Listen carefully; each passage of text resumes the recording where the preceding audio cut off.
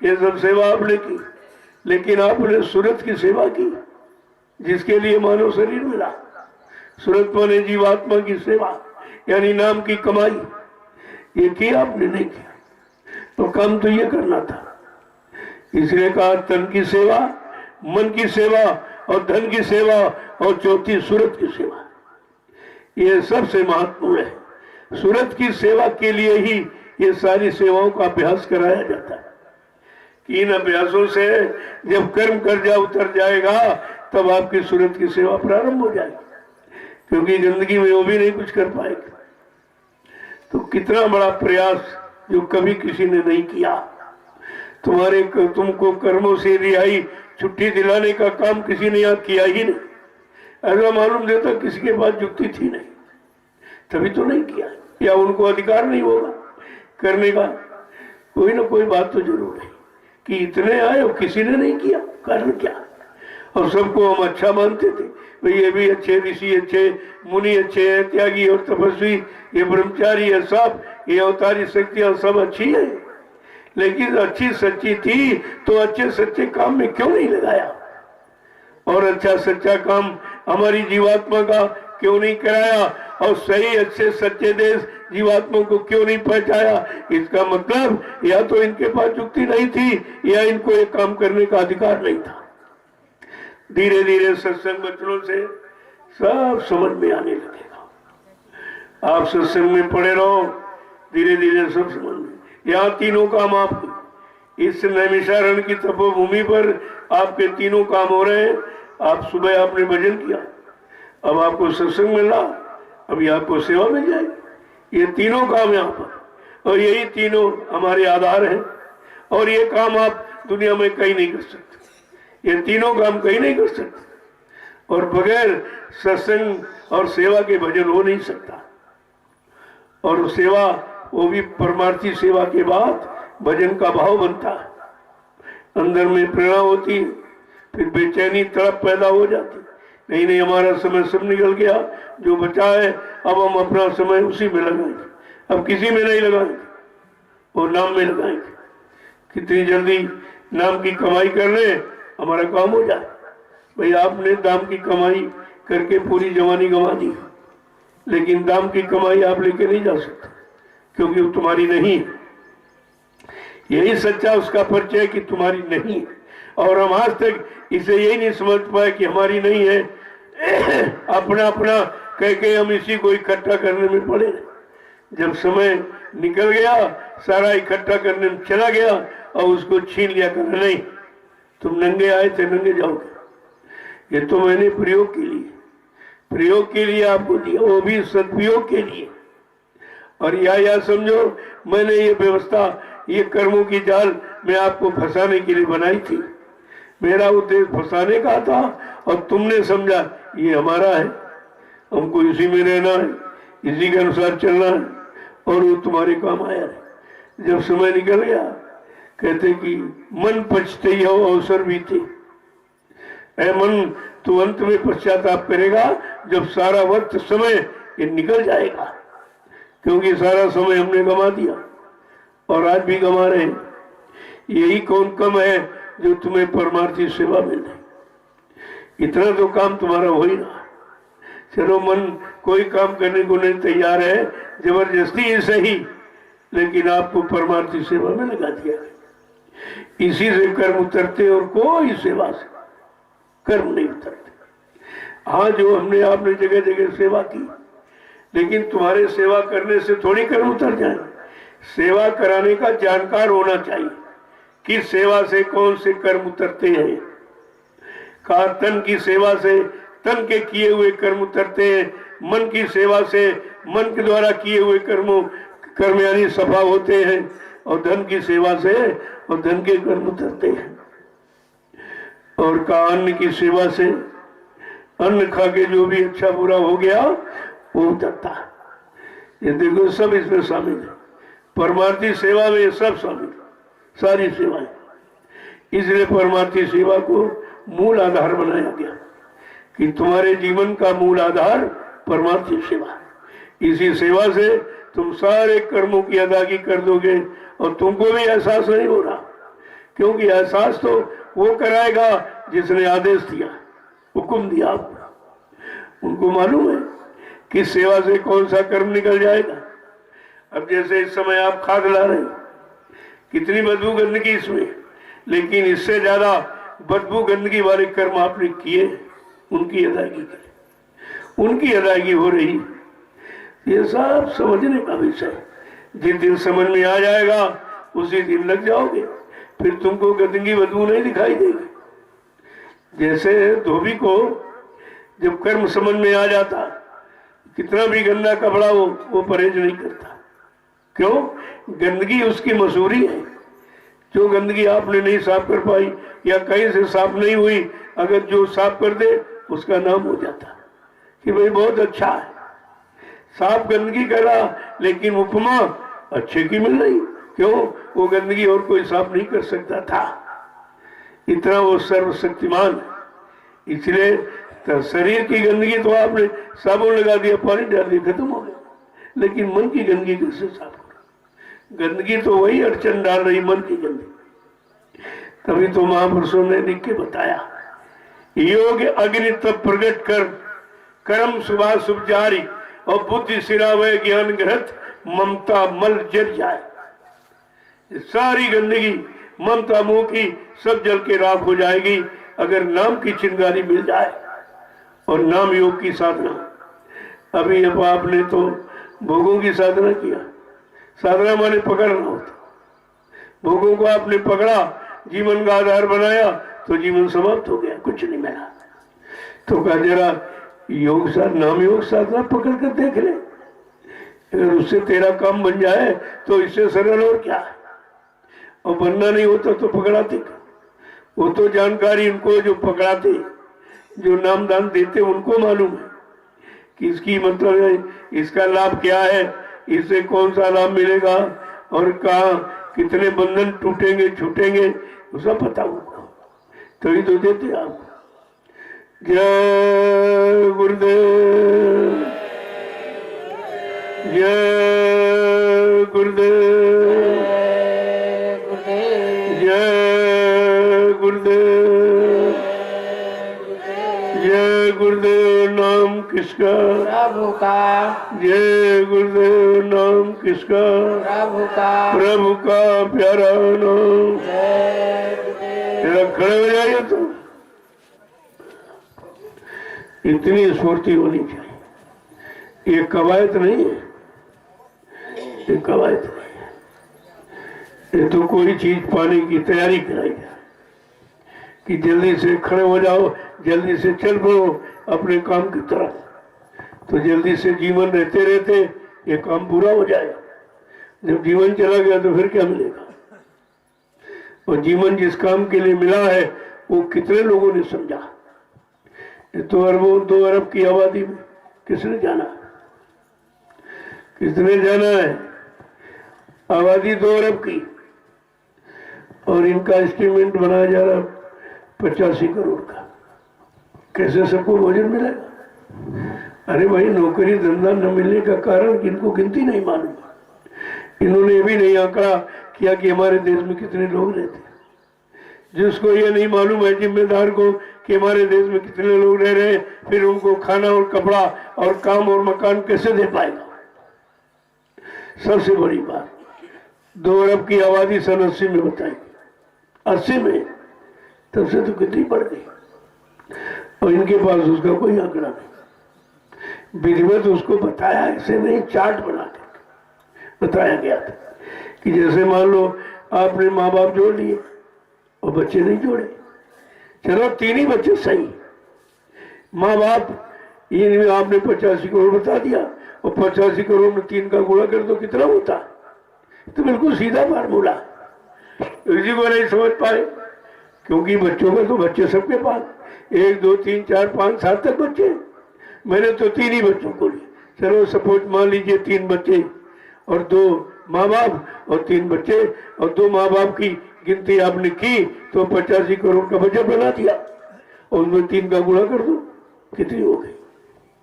इतनी आबादी का जब बजट बनेगा तब सबको काम मिलेगा, सबको नौकरी और मतलब मजदूरी और ये सब कुछ हो जाएगा, लेकिन जब उनके पास आंकड़ा ये है तो फिर काम नहीं, ये छूट जाएंगे। सपोज तुम्हारे घर में 5 मेहमान आ गए और तुमने भोजन 2 ही का बनाया, 3 क्या खाए, तो भूखे सो जाएंगे, ये उसी में छीना झपटी करेंगे। अब वो छीना झपटी का समय आ गया। देखो कैसे लोग छीन छीन के खाते, कैसे मार काट हिंसाएं करके, क्योंकि जो अच्छी सच्ची बात है वो इनकी समझ में नहीं आएगी, वो समझ ही नहीं सकती, वहां तक उनकी बुद्धि जाई नहीं। वो पहले कह दिया गया था कि परिवर्तन मानव बुद्धि के परे, न मानव सोच सकता है, न मानव कर सकता है, न विश्वासी कर सकता। ऐसा अद्वितीय विलक्षण परिवर्तन करके दिखा दिया जाएगा, ऐसे नहीं। और वो सब माहौल बन गया, वातावरण वही बनता चला।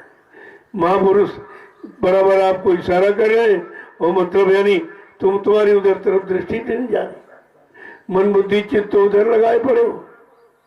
तो कहा कि ऊधो मन नहीं 10-20, कहा भाई 10-20 मन नहीं, एक है, एक गया वो श्याम सन, एक तो कृष्ण के साथ चला गया।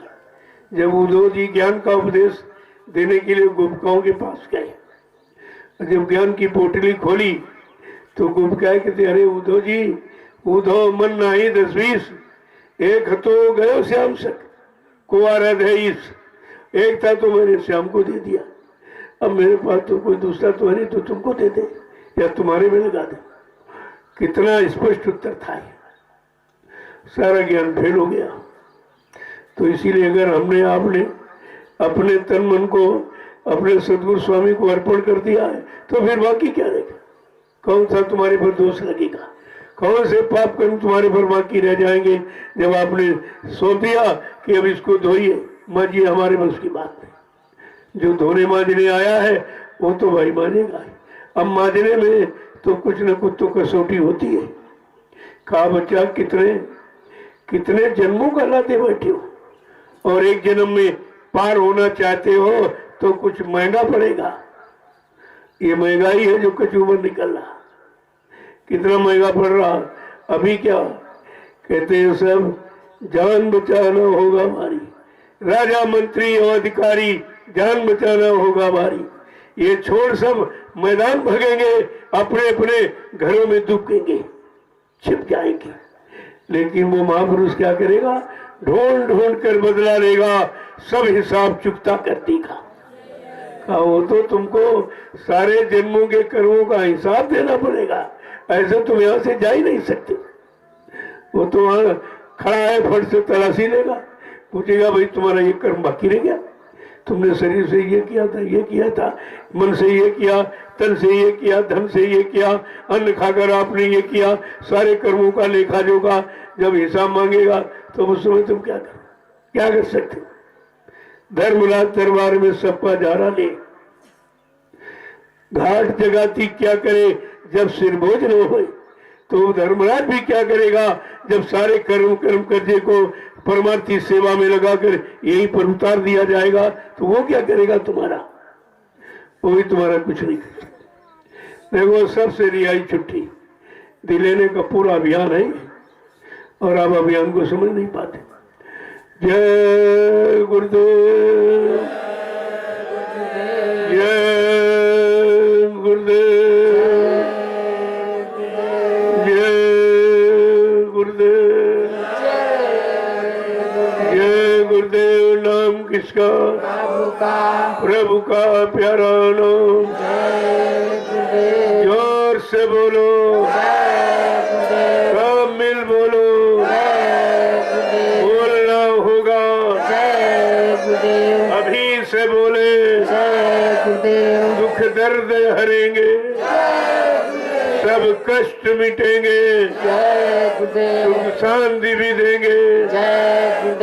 सबके दाता, सबके मालिक, प्रेम से बोले, ये नाम नहीं इंसान का, ये नाम है प्रभु का, ये काम नहीं इंसान का, ये काम है प्रभु का। 68 वर्ष से 12 वर्ष संदेश दिया जा, ये काम अब इंसान के बस का नहीं है।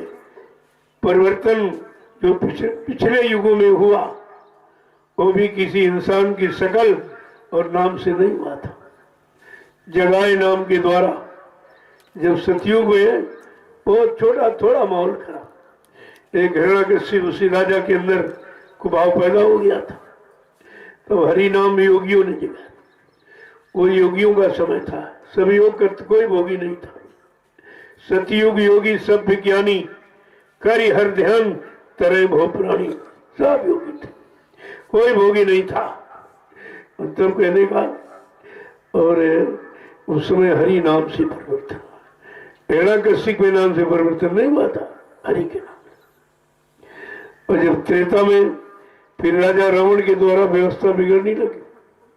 इतिहास तो बताता है कि जिम्मेदारों से जब देश की समाज की व्यवस्था बिगड़ जाती है तब कोई न कोई शक्ति नाम को जगा कर खड़ा कर देती है और उस नाम के द्वारा परिवर्तन होता है। तो जब ऋषि मुनियों ने उन्होंने हरि नाम राम नाम जगा दिया। क्यों? जब ऋषि मुनि उस समय यज्ञ करते थे तो राक्षस विध्वंस करते थे, कहीं मांस फेंक दिया, कहीं हड्डी फेंक दी, यानी तरह तरह से। तो विश्वामित्र समय के गुरु थे, उन्होंने फौरन समाधि लगाई और देखा अरे कि काम करने वाली शक्ति तो आ गई। फौरन गए अयोध्या, किसी को नहीं मालूम था, गुरु को मालूम था। फौरन अयोध्या गए और मतलब यानी राजा दशरथ से राम लक्ष्मण को मांग के ले आए। 4 बेटे थे, चारों ले आते, 2 ही क्यों ले आए? गुरु को यह भी मालूम है किस बच्चे से कौन सा काम होगा। वो तो काम करने की शक्ति की पहचान और किसी को नहीं। वो बाप दशरथ भी नहीं जान पाया और कोई नहीं पहचान सकता, केवल गुरु को पहचान होती समय की शक्तियों की। क्योंकि उस समय काल शक्तियों की पहचान गुरु को थी और दयाल शक्तियों की पहचान सदगुरु को है और किसी को नहीं। ये पहचान किसी को नहीं है। कितने समय पहले कहा कि अवतारी शक्तियों ने जन्म ले लिया और वो धीरे धीरे स्कूल कॉलेजों में पढ़ के कुछ तो निकल आए, कुछ पढ़ रहे। समय आने पर मैं आवाज लगाऊंगा, जब मैं आवाज लगाऊंगा मेरी दूरदर्शी प्लेटफॉर्म पर ये सब शक्तियां आके खड़ी हो जाएंगी, फिर इनको काम दिया जाएगा। जब इनसे काम हो जाएगा तब इनकी पूजा होगी, इनका इतिहास बनेगा। ये तुमको भेद नहीं मालूम कि गुरु के सिवा ये काम कोई कर ही नहीं सकता, क्योंकि शक्ति को पहचान उन्हीं को है। आज जो विलक्षण शक्तियां साथ में लेकर आए हैं उनकी पहचान केवल सदगुरु दाता दयालु, किसी को नहीं।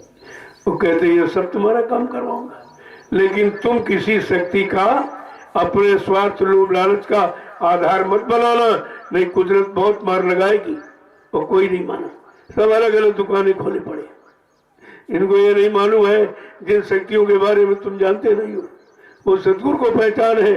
तुम्हारी पहचान सब झूठी और फीकी है, उससे कुछ नहीं होगा और समय भी तुम्हारा खराब हो रहा, अंत बीमार पड़ेगी कि तुमने शक्तियों का अपमान क्यों किया।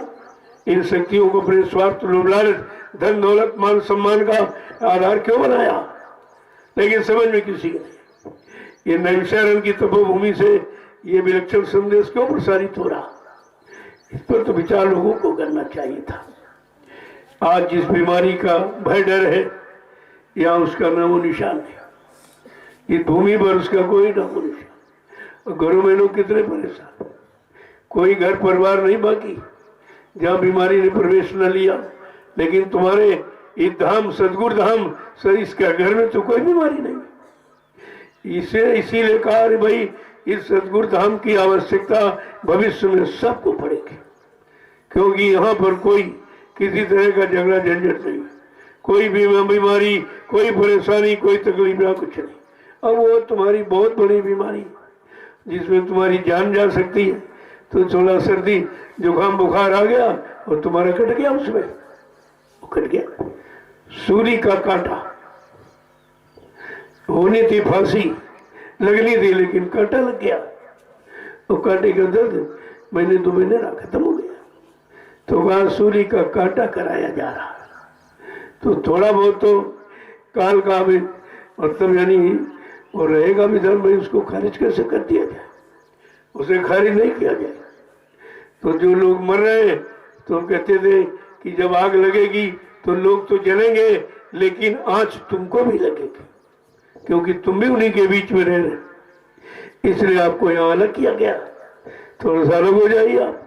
देखना अभी जो महामारी आगे आने वाली है जानलेवा, कैसे लोग भाग करके यहाँ तो जगह नहीं रहेगी, क्योंकि और कहीं उपचार है नहीं। सब थक गए, अस्पताल सब थक गए, डॉक्टर सब थक गए, उनकी बुद्धि विवेक ज्ञान सब खत्म हो गया, कोई असर प्रभाव नहीं हो रहा और दिनों दिन बीमारी बढ़ती चली जा रही। क्यों? उसका आधार दवा, अस्पताल डॉक्टर नहीं है, उसका आधार है नाम औषधि, नाम जड़ी बूटी, नाम रसायन, ये उसका उपचार है। और नाम रसायन किसी समझ में आ नहीं रहा भी।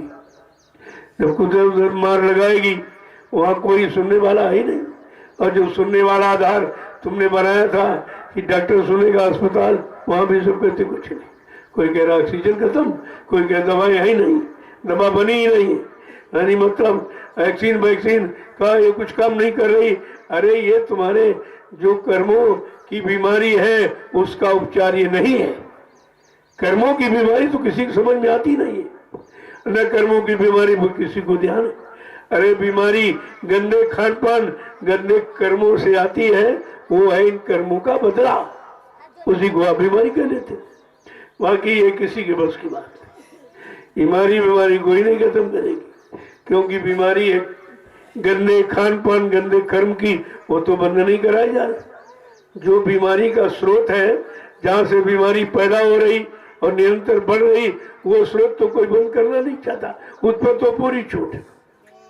और तो सब पर यानी बंदी, कहते सड़क बंदी रहेगी, मकान में तुमको बंद कर दिया जाएगा, सबके मकान घर एक दिन जेल खाना बन जाएंगे। जब ये बात कही गई तो लोग कहते बाबा जी पागल हो गए, ये क्या कह रहे हैं, ये क्या कह रहे हैं कि तुम्हारे घर मकान एक दिन जेल बन जाएंगे। इस जेल में खाने में सबको बंद होना पड़ेगा, और सब कुछ हुआ और बंद संतवाणी अमरवाणी तुम्हारी समझ में आई नहीं। तो कहा नहीं समझोगे तो कुछ और कर कुछ करने लगे। उसके बाद तो बहुत फैसले लेने के बहुत तरीके उसके पास। अगर पहले से समझ जाओगे, चेत जाओ तो ठीक, लेकिन नहीं। जिससे बीमारी आई उसको खुला छूट, वहां कोई बंदी नहीं। इतनी लंबी लंबी लाइन शराब के ठेकों पर लगती है, वहां कोरोना नहीं है। यानी जहां गंदगी वहां कोरोना नहीं, जहां रहने सब सफाई स्वच्छता के वहां कोरोना हो गया।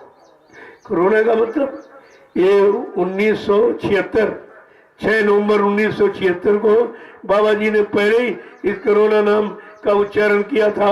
कोरोना तुम क्या क्या न करो, अगर ये नहीं बंद करोगे तो कोरोना आ जाएगा।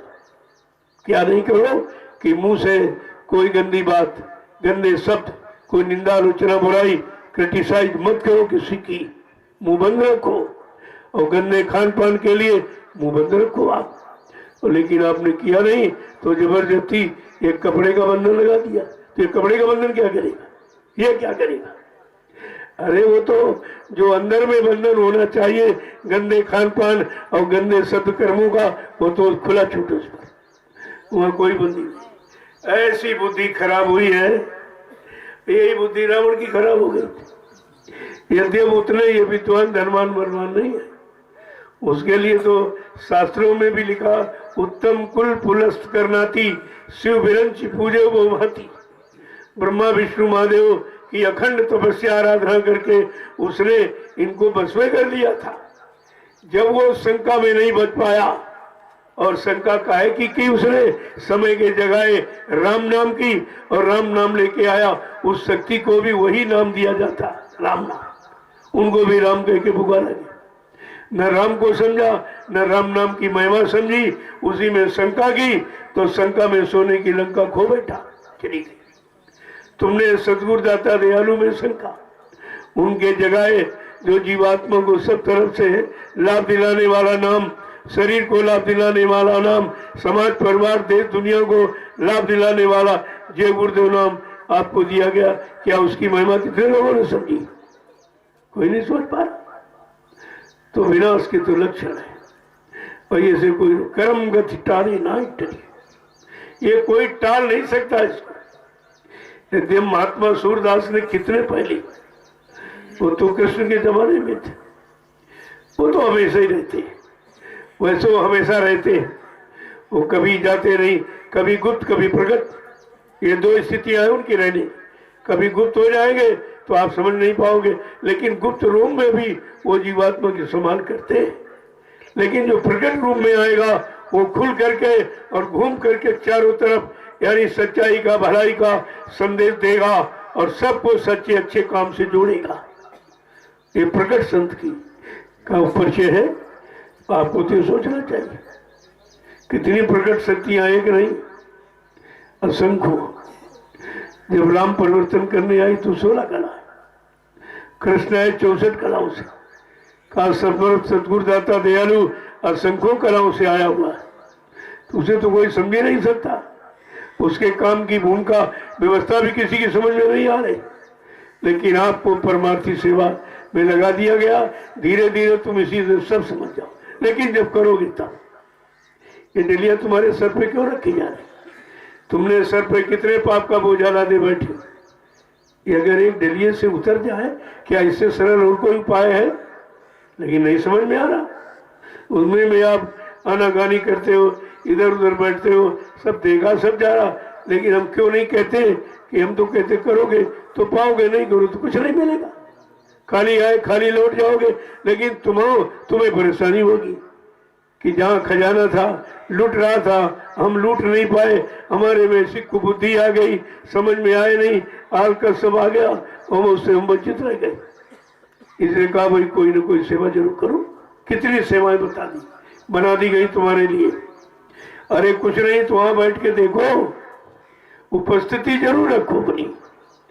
अरे जब हाजिरी में ही तुम्हारा काम हो जाए तो इससे सरल कौन सा उपाय? तुम आज ही कहीं यहाँ पड़े सो रहे, वहां पड़े जो पड़े ये कर रहे वो कर रहे, ऐसा थोड़ी कि हम देखते नहीं, सब देखा जाए।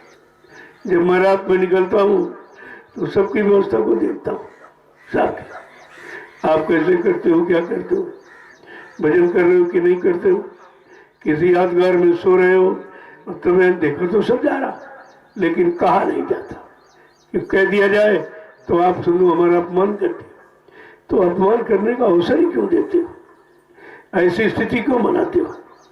इसलिए सब लोग इसी से तुम्हारा सब काम हो जाए। ये परमार्थी सेवा से सब काम हो जाए। जब कोई सेवा नहीं रहती है तो कोई ना कोई जरिया बना दिया जाता है। अरे गाड़ी तो यहाँ भी आ सकती मोड़ की, वहीं क्यों पलटा दी जाती है? वहीं ने पर तुमको सेवा नहीं मिलेगी। तुम्हारी सेवा के लिए कितने झगड़े झंझट किए जाते हैं तरह तरह के। कहीं गाड़ी बिगड़ गई, कहीं ये बिगाड़ दिया गया, वो बिगाड़ दिया गया कि यही भाई थोड़ी दूरी बढ़ा दो ताकि सबको सेवा मिल जाए। और यहाँ पास में तो कौन सेवा है, आधे लोग नहीं कर पाएंगे। यही दूरी अगर दूरी में परिवर्तित कर दी जाए तो सबको सेवा का अवसर मिलता है। ये सब जानबूझ के किया जाता है, सब थोड़ी है। जय गुरुदेव, जय गुरुदेव, जय गुरुदेव। नाम किसका? ये 3 ही बार क्यों बोला जाता? जैसे तुम्हारी बिजली में 3 फेस होते हैं, अगर तीनों फेसा में तो फुल पावर होता है, फुल पावर। 3 बार उच्चारण का मतलब तीनों फेस लगे हुए हैं, तो फुल पावर है इसमें, सब कुछ कर सकता है। बात को पहले समझो आप। जो भी काम है सब निरर्थक नहीं होता, सब सार्थक होता। लेकिन हम निरर्थक में फंसे रहते हैं, तो इसलिए सार्थक को भी निरर्थक कहने लगते। अज्ञानता भूल भ्रम बस बताया तो आपको सब क्या, ऐसा नहीं सब बताया गया। लेकिन आप जब नहीं समझोगे तो उसी में उलझ जाओगे तो एक तो उलझे बहुत पहले से हो, उलझने में तो गांठ लग जाती, कोई चीज उलझ जाती उसी को कहते गांठ लग गई, और गांठ लग गई तुम्हारी बस की बात है। जड़ चेतन ग्रंथि पड़ गई यद्यप मृषा छूटत कठिनाई। कहा जड़ चेतन की गांठ तो लग गई, कहा यद्यप झूठ है लेकिन तुम्हारे बस की है नहीं जो तुम खोल लो, क्योंकि वो काल माया खोलने नहीं देगी, उसने तो लगाई। जब तक गांठ लगेगी तुम यहाँ बने रहोगे, गांठ खुल जाएगी तो ये निकल जाएगी, इसीलिए वो गांठ खोलने नहीं देता। चोरन ग्रंथि जानी खगराया विघ्न अनेक करे तब माया। अगर जड़ चेतन की गांठ खुलने युक्ति, ये नामदान, परमार्थी सेवा, ये सब आपको मिली है, ये गांठ खोलने की युक्ति है। लेकिन वो प्रपंच करेगा। चोरन गंति पाए जो कोई, तब या जीव कृतारथ होई। जिस किसी को गांठ खुलने की युक्ति मिल गई और उस पर विश्वास हो गया, उसका काल माया कुछ नहीं कर सकता। चुनौती भी उधर, ऐसा नहीं है। जय गुरुदेव। अब आप लोग सेवा में चलिए। देखो भूसे की सेवा आपकी पूरी हो गई, लेकिन फिर भी लोग सेवा देते हैं। तुमने कहा तुम्हारी सभी खट्टी रहेगी, इधर कम हो जाएगा तो फिर खरीद लिया जाएगा। लकड़ी की कितनी सेवा दी, सब आपकी जल गई है, क्योंकि आपको रोटी मिली। वो तुम्हारे लिए सब खर्च हुई है। और कुछ लोगों ने लकड़ी की सेवा दी है, वो मेरे पास रखी है, आपके ऐसा नहीं है। उससे फिर भाई लकड़ी की पूर्ति करा दी है। मैंने कहा था कोई पेड़ खरीद लो, कोई पेड़ खरीद लो, उससे लाभ ये होगा, जो पेड़ खड़ा है तो इमारती लकड़ी, वो महंगी बेच लो, और नीचे जड़ का भंडारे में काम कर लो, और जो पेड़ की इमारती लकड़ी बेच जाए उससे दूसरा पेड़ खरीद, फिर उससे तीसरा पेड़, उसी से तुम्हारा काम होता रहेगा। दोबारा आपको सेवा देनी नहीं पड़ेगी, अगर आप सेवा के लक्ष्य को समझ लो तो। और तुम सूखा पेड़ ले आए तो जला दिएगा, खत्म हो, क्या मतलब निकला। तो मैंने कहा कोई बगीचा देख लो, खरीद लो, और ऊपर वाला हिस्सा काट करके बेच के पैसे बना लो, और नीचे वाला खोद करके जलाने काम आ जाएगा, और जो पैसा बचा उससे फिर दूसरा कोई खरीद लो। इसी तरह से ऐसा रोटेशन बन जाए कि आपको भी जीवन में सेवा देनी नहीं पड़ेगी। ऐसा रोटेशन बनाया जा रहा। अब ये है कि जब आप समझते नहीं हो, एक तो आप जानते नहीं हो, हम बताएं तो आप मानते नहीं हो, तो फिर कैसे काम होगा। काम तो दो तरीके, एक ने कही एक ने मानी, नानक कह के दोनों ज्ञानी। एक ने कहा और दूसरे ने मान लिया, उसका मन गया। लेकिन कहा जा रहा है उसमें तर्क वितर्क करते, ऐसा क्यों कह दिया, यह आदेश क्यों दे दिया, इसमें क्या उसमें क्या। अरे अगर तुम्हारे पास सद्भाव सद्बुद्धि होती तो हमको आदेश देने की जरूरत ही क्या थी, आप सब खुद ही कर लेते। ये तो इसी ले दिया जा। देखो कितना, ये देखिए हरा भरा आपका तैयार। इस समय सूखे का महीना है तो है, तुम्हारे यहाँ तो हरियाली है। ये आपकी मेहनत है, ये आपका परिश्रम, आपकी पूंजी है, सामने लगी हुई। कोई बहका नहीं सकता आपको कि भाई तुमने सेवा दी, कहाँ लगा दी गई, सब सामने लगी हुई। और सब ये भंडारे का उदार, यानी तुम्हारे भोजन की व्यवस्था है। तो यहाँ जो भी जमीन पर हो रहा या होगा, सब गुरु परिवार के लिए होगा। वो अपने लिए कुछ नहीं, हमको तो कुछ नहीं चाहिए। मैं क्या करूँगा, मैं क्या, भाई सभी लोग अपने परिवार की रात दिन कमाते, तो मैं अगर अपने गुरु परिवार के लिए कर रहा हूँ तो किसी का कौन सा नुकसान कर रहा हूँ। वो परिवार का है, कहाँ हो रहा है, परिवार को आगे सुविधा मिल जाए, यहाँ आए बेचारे सब तरह की, तो तुम्हारा आना जाना बना रहेगा। लेकिन कुछ न कुछ तो तपस्या का आधार रखा ही जाता है, कोई नहीं तो। और तुम यहाँ आराम तलबी हो गए, तुम तपस्या करना नहीं चाहते, और बिना तपस्या के दिया नहीं जा सकता। दोनों चीजें तुम्हारे बस की तपस्या है नहीं, और बिना तपस्या के कुछ मिलेगा नहीं। तो कुछ नहीं तो शरीर को कोई जुकाम बुखार दे दिया भैया, अगर और तपस्या कर लो तो इससे बच जाओ, तो इस शरीर में कोई बीमारी नहीं आ सकती। अगर आप परमार्थी श्रमदान देना समझ जाए तो सारी गंदगी पसीने से निकल जाएगी, सब बीमारियां एक भी नहीं रहेगी।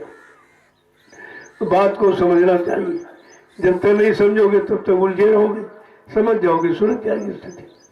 जय गुरुदेव।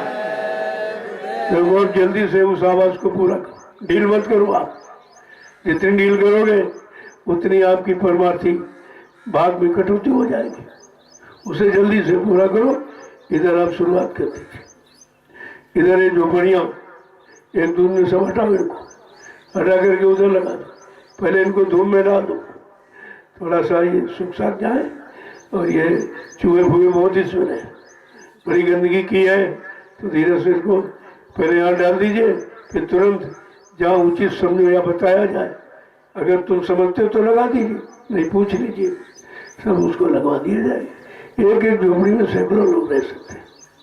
ये पूरी व्यवस्था तुम्हारी जो अलग अलग छोटी छोटी बनाई झोपड़ी, सब इसमें सबका गुजारा हो जाए, सब एक साथ रहो। यहीं से आपको एकता का परिचय देना है। बार बार आपसे एक ही शब्द कहा जा रहा, सत्संगियों तुम्हें आदर्श बनना है, संदेश सतगुरु का तुम्हें चरितार्थ करना है। ये आपको करके दिखाना है कि दुनिया जिसे मानने के लिए विवश हो जाए, ऐसा काम करो। यहाँ उधर लड़ाई झगड़ा, यहाँ प्रेम है, उधर दूरियां बढ़ाई जा, दूर रहो दूर रहो दूर रहो। यहाँ नजदीकी है, अरे प्रेम नजदीकी में होता है कि दूरी में होता है? बात तो इसलिए है, एक दूसरे के काम आओगे जब पास में रहोगे, कि दूर में रह के एक दूसरे काम हो जाओगे। ये सब नफरत सिखाया जा रहा कि सबसे नफरत करो, सबसे नफरत करो। जब नफरत करोगे तो तुम्हारे लड़ाई झगड़े के भाव तब पैदा हो। ये लड़ाई झगड़े का माहौल बनाया जाए, दूर रहो दूर रहो, दूरी बना के रखो दूरी में। अरे किसकी दूरी, किससे दूर रहो? गंदे खान पान से दूर रहो, गंदे कर्मों से दूर रहो। वहां तो नजदीकी, और जहाँ नजदीकी वहां दूरी, सब उल्टा हो रहा, सब व्यवस्था उल्टी ही हो रही। पता नहीं परमात्मा कब इनको सद्बुद्धि देगा, कब इनको बुद्धि आएगी, कब ये समझेगी, कब एकता का पाठ पढ़कर ये समझ कर लोगों में एकता का भाव पैदा करेंगे, संगठन का भाव पैदा करेंगे, पारस्परिक प्रेम प्यार मोहब्बत का भाव पैदा करेंगे, सब एक दूसरे के काम आए। ये तो दूरी बाहर है, ये संबंध संधि नहीं विच्छेद में परिवर्तित हो रहा। अब शादी ब्याह में मुश्किल से लोग इकट्ठे हो पाते थे, एक शादी ब्याह ऐसा है कि जहाँ परिवार के लोग इकट्ठे हो पाते, कहते नहीं नहीं नहीं 10 आदमी 5 आदमी कोई नहीं आता। एक भी कोई स्थिति, चाहे परिवार हो, समाज हो, देश, ये सब में विच्छेद पैदा किया जा रहा है। यहाँ संधि सिखाई गई थी, मेल मिलाप, ये विच्छेद का संदेश दे रहे, अलग रहो अलग रहो अलग रहो, दूर रहना दूर रहना, ये एक दूसरे का प्रेम खत्म कर रहे। ऐसी बीमारी बता देते कि पत्नी पति को स्वीकार ही नहीं करते, उसके पास नहीं जाती है, उसके पास वो अंदर ये सोचती कि इतनी जल्दी ये निकले घर से, हमारे बच्चों पर आ जाएगा। इससे बड़ा नफरत का कौन सा पाठ ये पढ़ाएंगे? देख लीजिए, सब सामने हो रहा और यहाँ कुछ नहीं। मैं मिसाल भी, मैं प्रमाणित भी करता हूँ, यहाँ कुछ नहीं। अगर तुम हमको परमिशन दे दो, मैं देश में वो व्यक्ति हूँ कि इतना लेख से सूसे से बिठा के बैठा दूंगा, तुम गिन नहीं पाओगे, कोई बीमारी नहीं। हम कहते सबको एक में जोड़ो, तोड़ो मत।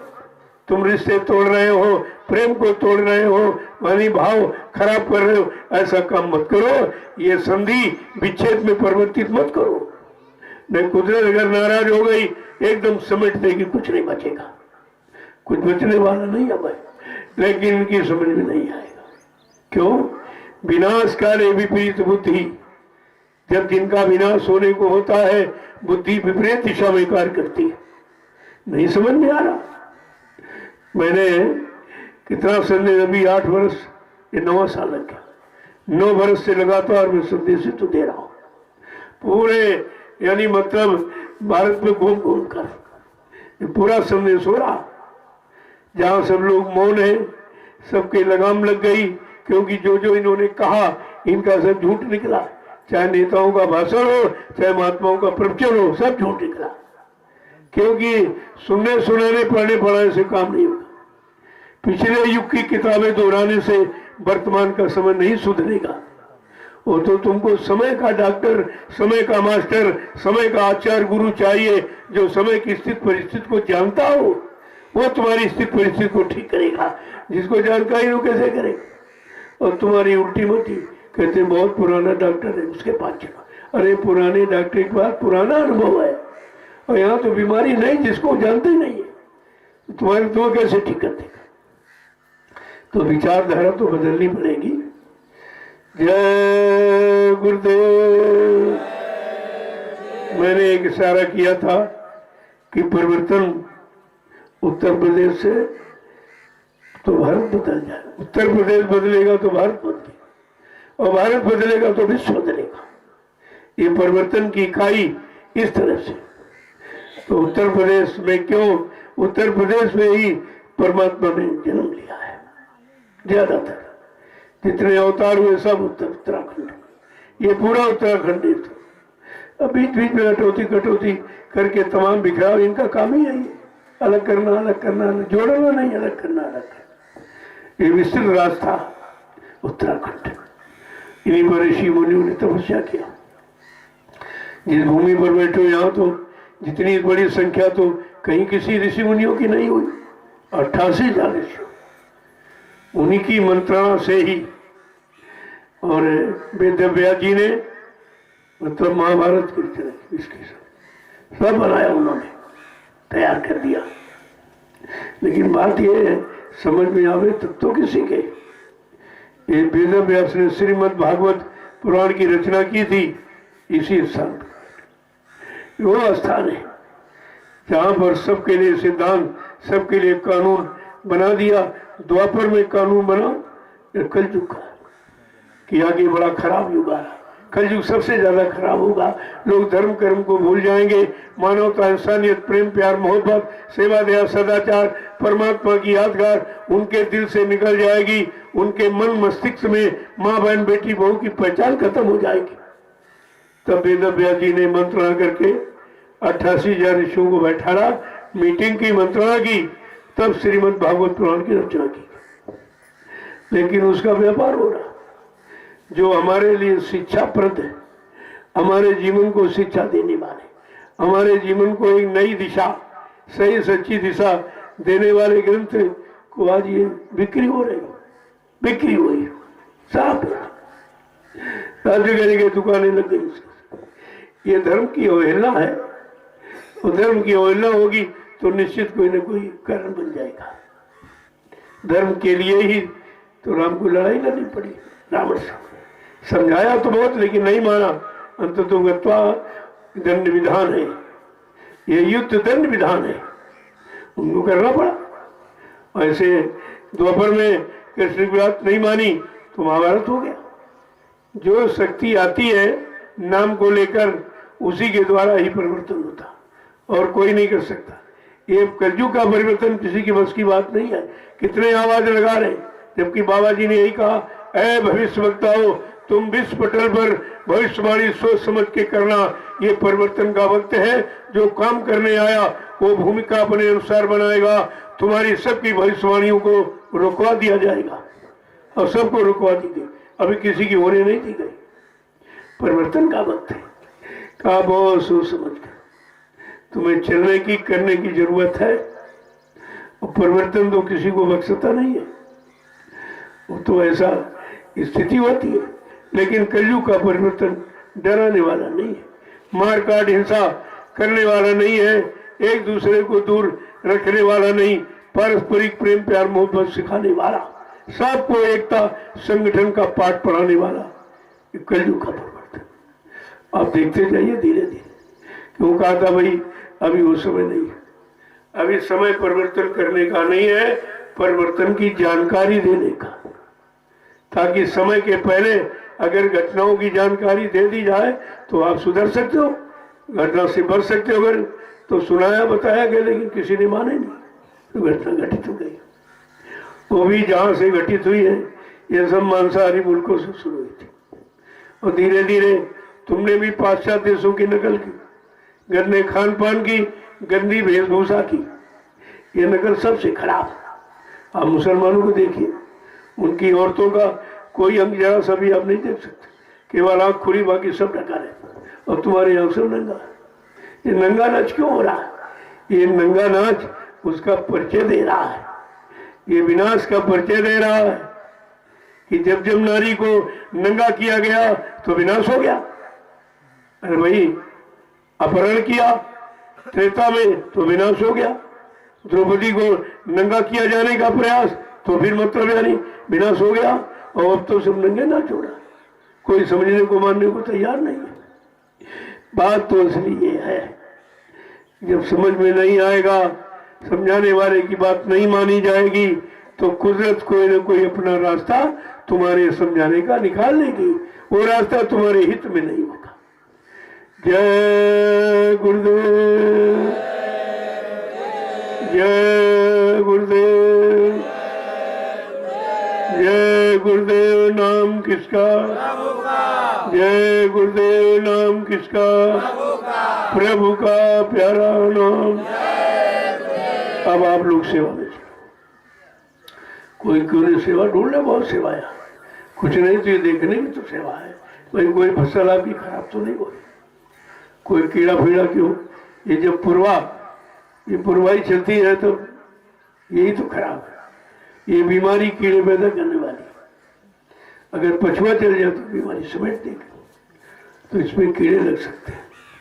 तुम्हारे भंडारे में बहुत राख होती है, फौरन उसको ले आओ, डाल दो। स्वभाव तो बहुत तैयार होता है, उसको डाल दिया करो, तो इसमें बीमारी खत्म हो जाएगी। जहरीली दवाओं का प्रयोग मत करना, क्योंकि आपके शरीर का ये संतुलित आहार है, ये सच्चा आहार है, इसको गंदा मत करो। जब सच्चा आहार करोगे, सच्ची बुद्धि, सच्चा विवेक आप में आ जाएगा, सच्चे अच्छे कर्म करने की भावना बन जाएगी। अरे भोजन का तो असर होता है, और कुछ नहीं, उसमें तो कोई ध्यान देते नहीं। मैंने कहा भंडारों में उतना बनाओ जितना लोग खाए, और तुमको चाहिए उतना लो जितना तुम खा सको, क्योंकि ये प्रसाद है। अगर नाली में डाल दोगे तुम्हारे लाभ से कटौती हो जाएगी, तुम अपने अध्यात्म का नुकसान करते हो, तुम्हारी समझ में नहीं आ रहा, उतना लो। प्रसाद तो प्रसाद ही होता है, आप ले लीजिए, खाने के लिए थोड़ी मना किया है। अब इस समय काम का समय, तो मैंने कहा नहीं भाई, दोनों टाइम उनको रोटी बना के दे दो, और आप कोई भी नहीं घी लगा दिया जाए। मैं तो नहीं कही कि मैं तो खाता नहीं, लेकिन आपके लिए बनवाता हूँ कि भाई बना दो, इनको दे दो। ये सेवा करते, श्रम करते, परिश्रम करते, कुछ ना कुछ तुमको शक्ति वाला आहार मिलना चाहिए। तुमने कहा इनको चुपा दो, बगैर चुपड़ी रोटी मत खिलाना, क्योंकि ये गौशाला आपका है, आपकी सेवा का। जितने लोग आएंगे भंडारे से सब रोटी पाएंगे, सबको मिल जाएगा। सबके पास गौ की गौशाले की सेवा जो करते हैं उनको तो कितना बड़ा लाभ। तुम्हारे गौ की सेवा करने से कितना बड़ा लाभ, कितने लाख लोग ये भोजन पा रहे हो, पाते रहेंगे, तो तुम्हारी सेवा का प्रयोग होता रहेगा। ऐसा नहीं, कोई ना कोई तरीका बनाया जाता है। मान लो दूध हो गया तो कहा भाई प्रेमियों को दे दो, और तुमको फ्री लेना नहीं चाहिए। क्यों? कि जो तुम सेवा दोगे वो भी तुम्हारी एम लगा दी जाएगी। अब कोई बीमारी गऊँ को हो गई, दवा ले आना है कोई, अभी देखो बहुत बीमारी नहीं, कितने हजार रुपए इन पर लग गए, तो जो तुम देते हो वही तो तुम्हारा हो रहा है। अब तुम्हारी गौ सेवा, दूध लेकर आपने पैसा दिया, वो भी तुम्हारी गौ सेवा होगी। देखो किस तरह का ये पेचीदा, ये मतलब यानी नियम बना दिया गया कि कोई भी काम करोगे अदले बदले से तुम्हारे तक परमार्थ सेवा का लाभ पहुंचा ही दिया जाएगा। जय गुरुदेव। देखो भंडारे में कोई बगैर नहाए नहीं जाए, स्नान करके जाओ। अरे आप वो प्रसाद बनाया जाता है तो उसको अशुद्ध मत करो, तुम्हारे पर दोष लगेगा, परेशान तुम हो जाओगे। और एक टोली निश्चित करो, सब काम की टोली बना दो। वैसे लोग आए करने चाहते हो तो चलते किया बने चले गए, लेकिन तुम्हारी एक परमानेंट टोली होनी चाहिए, उनको काम करो। सब यही सेवा भगवान कृष्ण ने जब अश्वमेध के पांडवों ने किया तो और तो सेवा सब अच्छी अच्छी सबने ले ली।